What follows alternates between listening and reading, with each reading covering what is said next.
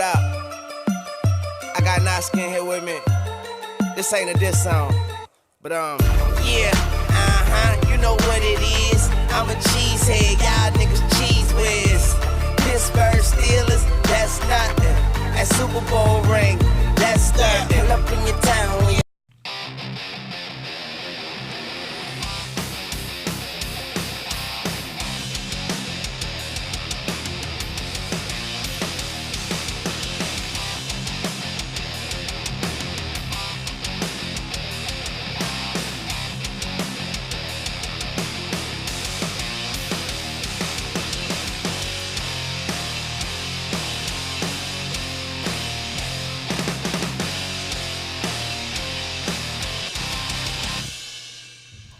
Hi, everybody. Welcome to Packers Unscripted from Packers.com. I am Mike Spofford, rejoined by my trusted colleague, Wes Hodkiewicz. We're coming to you here from our studios at Lambeau Field. Welcome back to the show, Wes. Yeah, thank you. Glad to have you. I was worried at first that maybe my pass card when I was walking back into the building wasn't going to work, and I'd be just sitting outside with all of my boxes and office supplies. But fortunately, I still have a desk, and obviously I still have a spot. We thank Aaron for joining you, which I thought was a pretty good episode. Yeah, it was fun. It was a good conversation, but we are certainly glad to have you back. A lot to talk about here, Wes, as the Packers have just finished 2 joint practices with the Houston Texans.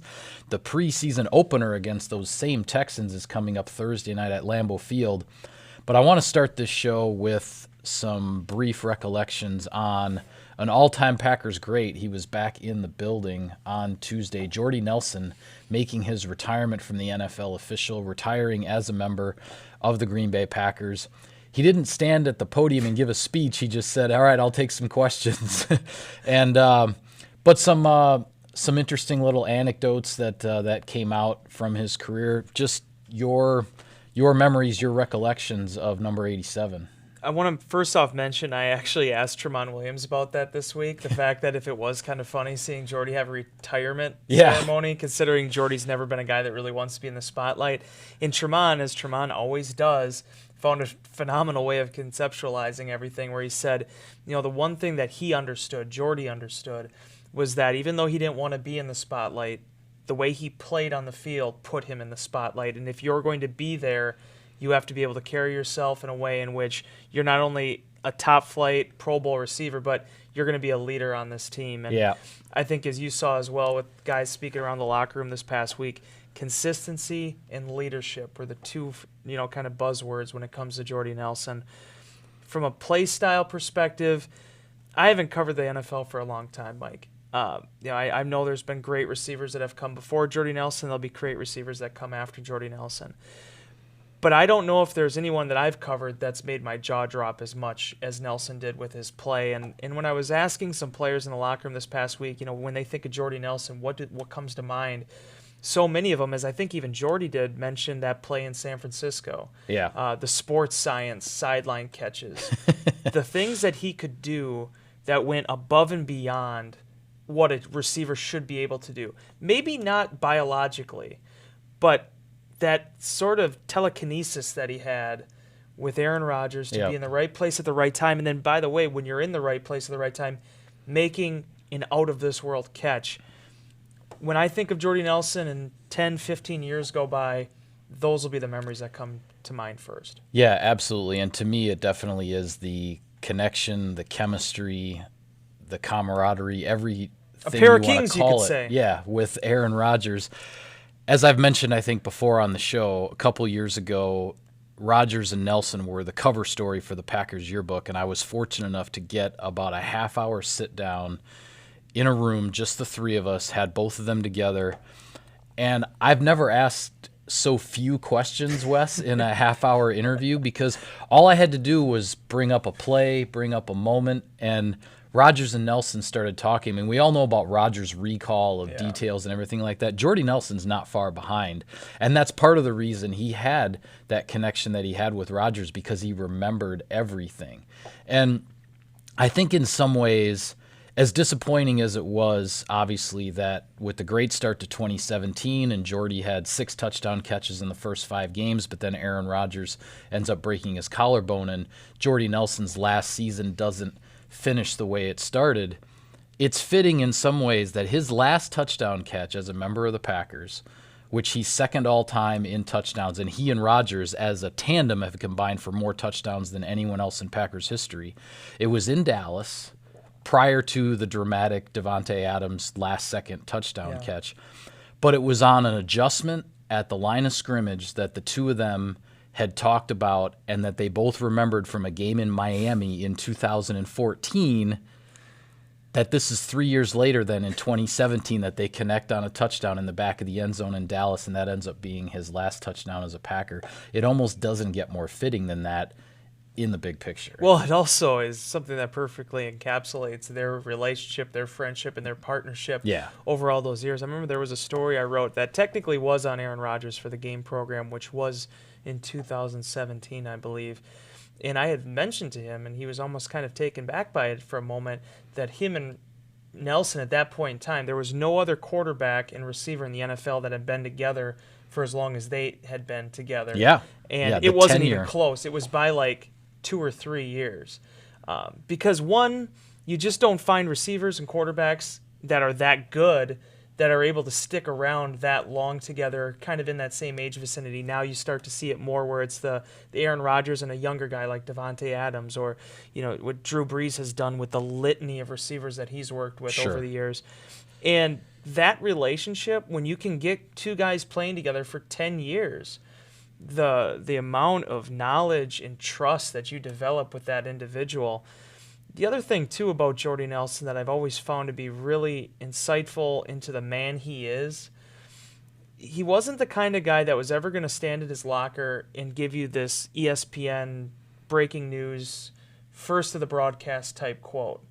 But he was accountable, and he always carried himself in a way in which he reflected the direction you wanted the team to go. I don't think I ever left a Jordy Nelson interview thinking, man, this team has no shot. This thing isn't going to get worked out.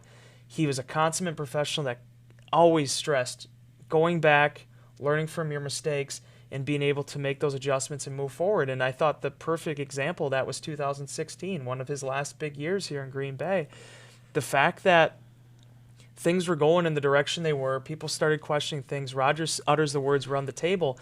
And we talk so much about that moment, but if you go back and look at the locker room stuff and listen to Jordy's interviews at that time, he was saying all along, he's like, we just got to work at this thing. We got to get it going in practice, and it'll translate to the field. It's not like they just snapped their fingers in the tide of the season changed. Right. It was a mental toughness and confidence that they were going to be able to find a way. And again, with Nelson and Rodgers leading that offense for all those years, it doesn't surprise me at all that they end up having the success that they did. Yeah, I mean, the number of memories that have flooded back into my head over the last couple of days, I mean, whether you're talking about the 9 catches for 140 yards in the Super Bowl, which could have been 12 catches for 200 yards, the way things were going, and unfortunately Nelson had a couple of drops, but to his credit, just kept battling in that game, filling in for Donald Driver, taking on a larger role in the Super Bowl than the third-year wide receiver at that time could have ever imagined. But with Driver leaving that game with the broken ankle, I remember 2014, he beats Darrelle Revis of the Patriots on the slant and then just outruns him all the way across the field to the pylon for a touchdown. You mentioned the tiptoe sideline thing in San Francisco, which sort of started a sequence of those throughout the course of that season and in future seasons with his footwork on the sideline. And it took back shoulder throws else to an entirely different level, not to jump over you. But I mean, it's absolutely one thing to connect on the back shoulder. It's another thing to do what him and Rodgers were able to do with it. I mean, he has his career year in 2014 when Rodgers wins his second MVP. He unfortunately loses the 2015 season to an ACL, then wins NFL Comeback Player of the Year honors in 2016, and finishes that season playing with a flak jacket with broken ribs in the NFC Championship game against Atlanta. I could go on and on, and like I say, it's just all the memories of everything that have come flooding back. Hopefully, I was able to capture his sentiments and some of mine as well in the piece that's on Packers.com right now under the headline of Jordy Nelson Reflects on his remarkable career. But the memories are just endless. Yeah, they are, and it was a great story. The one thing I'll leave this section on, him mentioning about when he told his son they were going to move back down to Kansas. They're going to move home to Kansas. He's like, but Green Bay is home. Yeah. And when you think about it, when he played 10 years there, I think Royal now is maybe 8 or 9, somewhere around there, maybe even 10. His whole life was spent in Green Bay, Wisconsin. Sure. So, yeah, when you think of home, when you think of where you're born, that's home. So it's a special place, and I'm sure we're going to be seeing a lot more of Jordy Nelson in years to come here. Yeah, hopefully for sure. A little bit of sponsor business here, Wes. Let's do Select Cousins Subs locations are now offering delivery. Whether you're ordering catering or your favorite sub, they're delivering right to you when you order online at cousinsubs.com. Cousins Subs, we believe in better. All right. The team at hand, the 2019 Green Bay Packers, a couple of joint practices with the Houston Texans in the book leading up to Thursday night's preseason opener. What were your general thoughts, just your overall takeaways from the 2 days of practice with the Texans? First time the Packers have had joint practices in training camp with another team since 2005. Did you get a chance to watch many of the offensive line and defensive line one-on-one drills? Only a little bit, actually, more on Monday than on Tuesday. Yeah, so I watched both on both days. More so the Packers' defensive line against the offensive line of the Texans. And this isn't to say they don't always try. I think those are a very competitive drill when you watch them, good on good. But there just seemed to be a little extra kick and energy in those when they were going up against the Texans. I sensed that too. It just seemed like the collisions were just a little bit more forceful, and it just seemed like guys were trying a little bit harder in wanting to show them to be the superior side. And the one thing that my biggest takeaway from it is Rashawn Gary can play. He has it in him. We want to see it in some games now, but it translates. He was going up against Matt Khalil on Monday, and he looked great. He won 2 reps there. He had 2 really competitive reps on Tuesday. Zadarius Smith, phenomenal. I think I used him as my thing on 3 things. Kingsley Kuechly, the rookie 5th-round pick. I'm not saying he's going to be a starter this year, but he has some twitch in him that I think is really special for a 5th-round player. So I enjoyed watching that. And then obviously you can't avoid it. I mean, there were a couple scuffles there. Jay Sternberger took a pretty heavy hit. Yeah, it's interesting when you go back and look at it. I saw somebody on Twitter brought up the video. I didn't realize this, but Jay Sternberger had a pretty good stiff arm on Lonnie Johnson last year in a college game that led to a big touchdown. Yeah. Not saying that that's where that came from, but people don't forget. Yeah, so. You never know. You never know. But that was probably my biggest takeaway was the one-on-one drills, and then obviously some of the extracurriculars. Yeah. Unfortunately, Jay Sternberger is being evaluated for a concussion now, even though he did actually come back into practice on Monday. Trevor Davis also unfortunately took a hit in a special teams drill. The special teams, the kickoff cover and kickoff return in particular, they were going full speed aside from actually tackling the guy with the ball. And unfortunately, Davis, who, as we've talked about, has had a great camp, he had a great family night. Now he's out with a stinger. Hopefully it won't keep him out long, because that's a young man who was definitely making a really, really strong bid to be on this team. And it had nothing to do with returns. No. I mean, we haven't seen much in terms of returns in this camp. The reason why Trevor Davis is making headlines and getting interviewed in the locker room is because what he's doing as a receiver. Yeah. This is by far, it's not even close, the best camp he's had in Green Bay. Yep. He looks comfortable. He's in sync with Rodgers, and he's always had game-breaking speed. So trying to get him on the same page with Rodgers and get him in tune with this offense, if that happens and if he can get back from this injury so we can see him in the preseason, I really hope fans who aren't able to get to practice are able to see that Trevor Davis in the preseason setting, because he's been exceptional so far. Yeah, hopefully he'll be back sooner than later. With the preseason opener Thursday night at Lambeau Field, we all know these preseason games, it's not about wins and losses. It's not necessarily about the number of points that are on the scoreboard. It's about individual player performance, player evaluation, and this is just the start, obviously the first of 4 preseason games. The most important film, frankly, that any of these players who are fighting for roster spots are going to have in terms of making their impression on the coaches, on the personnel staff. Who's the first guy that comes to mind for you that you're going to be watching closely on Thursday night? Tim Boyle. Okay. And the main reason why, someone asked an insider inbox, and it was a fair question this past week, on how the backup quarterbacks have looked. My reply was, they've had their moments, and they've had throws they want back. Yep. All three of them have had that. I mean, even to some extent, I'm sure Aaron Rodgers has had that, but Sure. we all know he'll be the starting quarterback in week 1. But the three guys vying to back up Rodgers and then make a case for that number 3 role on the 53-man roster, I want to see it in games now. Yeah. DeShone Kizer has made some exceptional throws so far early on, and he's had some tough moments as well. I actually think Tim Boyle, in the reps he's had with the threes, has looked good. He's making the right reads. He's being able to move the ball. Trying to cut down on some of the mental errors is going to be critical for him. But this is the reason I said Boyle is we didn't really get a chance to see him that much last year in the preseason. If I remember, he barely played at all those last 2 weeks. So if he can get the chance to get out there and get comfortable, I really want to see if he can push Kizer for that number 2 job. Yeah. And Manny Wilkins is entirely different than the other two. His skill set and what we've seen in camp so far, he can make throws. He has a live arm. He's athletic. He's a scrambler. But he's just not like anyone else on this roster. So I want to see how that looks in a game too. So it's probably an easy answer for me to say the quarterbacks, but after talking, you can talk 6 different ways from Sunday about how guys look in practice when they're throwing the football, and days are going to be good and days are going to be bad.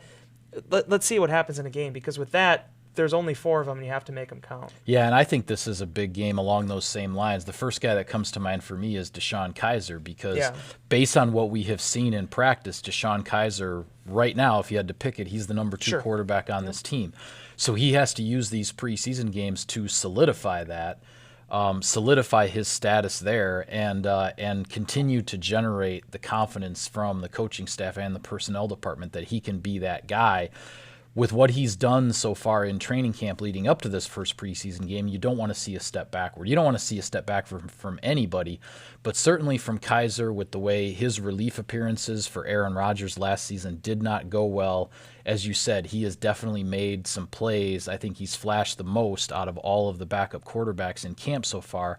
Now it's got to find another level in the preseason. Absolutely, and for Kizer, he's still incredibly young, but he also is in his 3rd season now. You want to see those strides. I think I've said before, mechanically, his size, his prototype, he has everything you look for in a quarterback. It's trying to tie it all together and mesh with Matt LaFleur's scheme.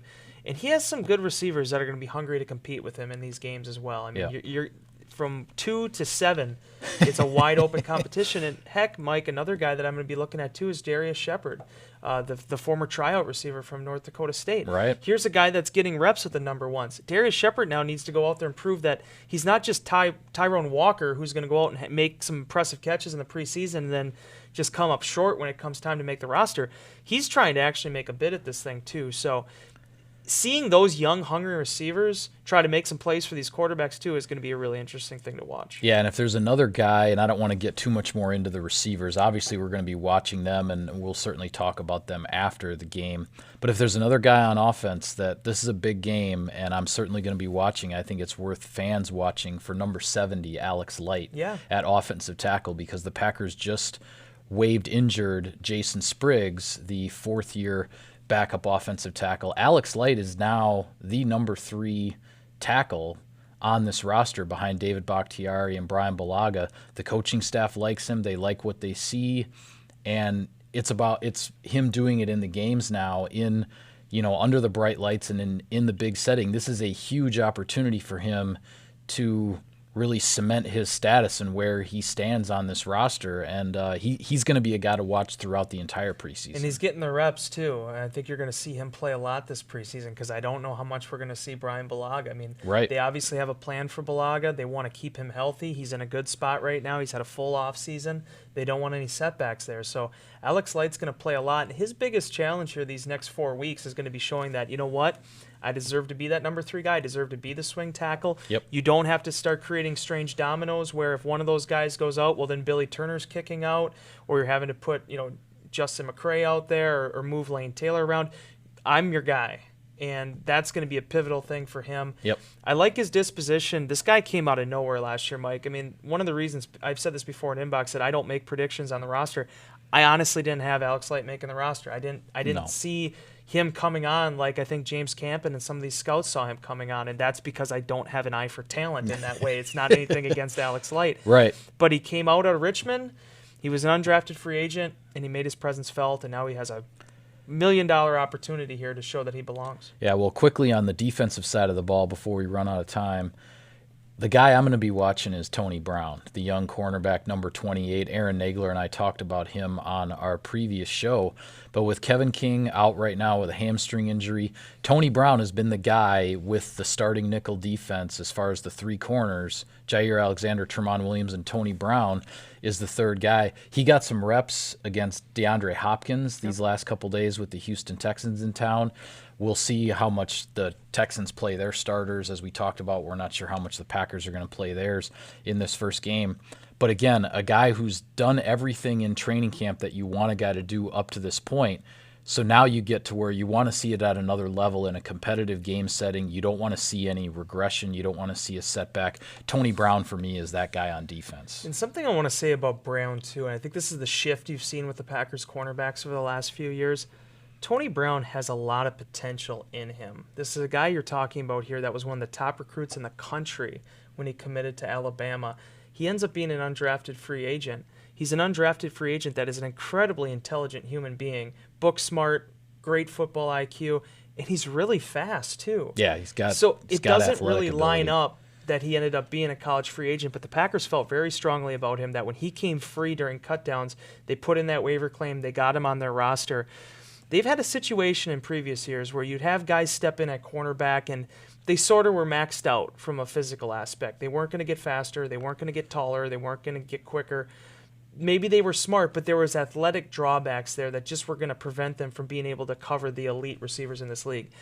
Tony Brown's measurables match up with anybody. Yeah. So working with Jason Simmons, if he can get that turned around and figured out, this isn't a huge drop-off. It isn't that if you don't have Kevin King or Jair Alexander, there's just going to be this big hole. Tony Brown has a lot of potential here, and it's up to him to show it. Yeah, definitely. Well, with that, we're going to call it a wrap on this edition of Packers Unscripted. Be sure to follow all of our coverage of the team and of the preseason opener against Houston on Packers.com. Like us, subscribe to us on iTunes and other podcast services, if you would please, on Twitter. He's at Wes Hod. I'm at Mike Spofford at Packers for the team account. Thanks for tuning in, everybody. We will see you next time.